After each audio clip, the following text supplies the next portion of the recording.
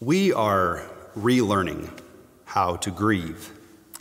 As a church, as a culture, as a society, the rituals of loss and death and endings that we are accustomed to and that even give us comfort, we simply can't do those anymore. And we are grasping at anything and everything that might give us a taste of what we might call normal. I'm sure you've seen some of these attempts at creating physical presence in a time of physical distancing. I like the pictures of sympathy balloons filling the chairs of funeral homes. The balloons are holding space for people who can't be there. We're doing our best to find new ways to grieve. For those of you who have been on the road of grief over the past 2 months, I'm there with you. Last month, my uncle died of cancer. His decline was quick, so I attended last family gatherings and sing-alongs by listening and watching online. I watched the graveside service on my phone.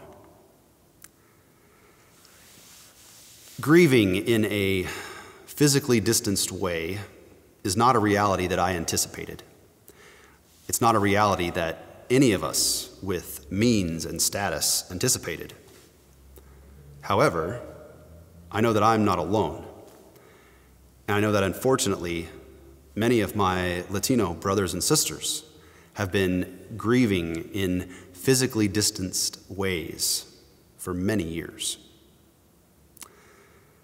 One thing that I will miss about my uncle is his love for stories. When we would gather as a family for a holiday or for homemade ice cream, the stories would just start pouring out.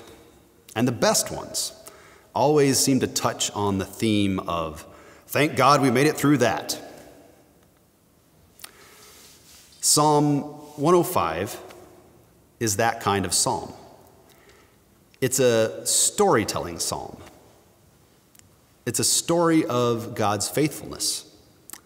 So imagine, you are sitting around a table with friends and family members, and you're telling stories. There's laughter. There's deep interpersonal connection. And then the best storyteller of your family starts telling this story. Oh, give thanks to the Lord. Call on his name. Make known his deeds among the peoples. Sing to him. Sing praises to him. Tell of all his wondrous works. Glory in his holy name. Let the hearts of those who seek the Lord rejoice. Seek the Lord and his strength. Seek his presence continually. Remember the wonderful works he has done, his miracles and the judgments he has uttered. O offspring of his servant Abraham, children of Jacob, his chosen ones. He is the Lord, our God. His judgments are in the earth. He is mindful of his covenant forever, of the word that he commanded for 1,000 generations, the covenant that he made with Abraham, his sworn promise to Isaac, which he confirmed to Jacob as a statute to Israel, as an everlasting covenant, saying, to you, I will give the land of Canaan as your portion for an inheritance. When they were few in number, of little account, and strangers in it, wandering from nation to nation, from one kingdom to another, he allowed no one to oppose them. He rebuked kings on their account, saying, do not touch my appointed ones. Do my prophets no harm. When he summoned famine against the land and broke every staff of bread, he had sent a man ahead of them, Joseph, who was sold as a slave. His feet were hurt with fetters. His neck was put in a collar of iron, until what he had said came to pass. The word of the Lord kept testing him. The king sent and released him. The ruler of the peoples set him free. He made him lord of his house, the ruler of all his possessions, to instruct his officials at his pleasure, and to teach his elders wisdom. Then Israel came to Egypt. Jacob lived as an alien in the land of Ham. And the Lord made his people very fruitful and made them stronger than their foes, whose heart he then turned to hate his people, to deal craftily with his servants. He sent his servant Moses and Aaron, whom he had chosen. They performed his signs among them and miracles in the land of Ham. He sent darkness and made the land dark. They rebelled against his words. He turned their waters into blood and caused their fish to die. Their land swarmed with frogs, even in the chambers of their kings.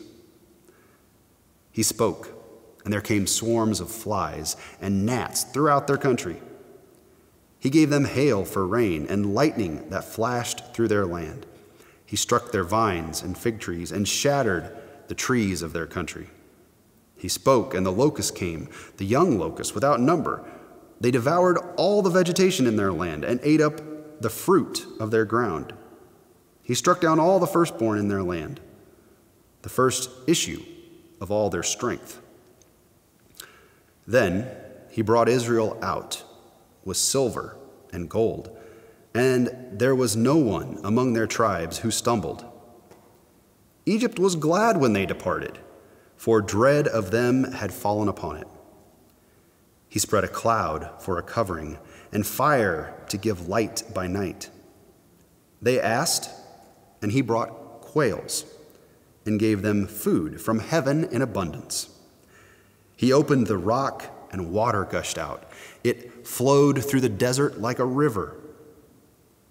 For he remembered his holy promise and Abraham his servant. So he brought his people out with joy, his chosen ones with singing. He gave them the lands of the nations, and they took possession of the wealth of the peoples, that they might keep his statutes and observe his laws.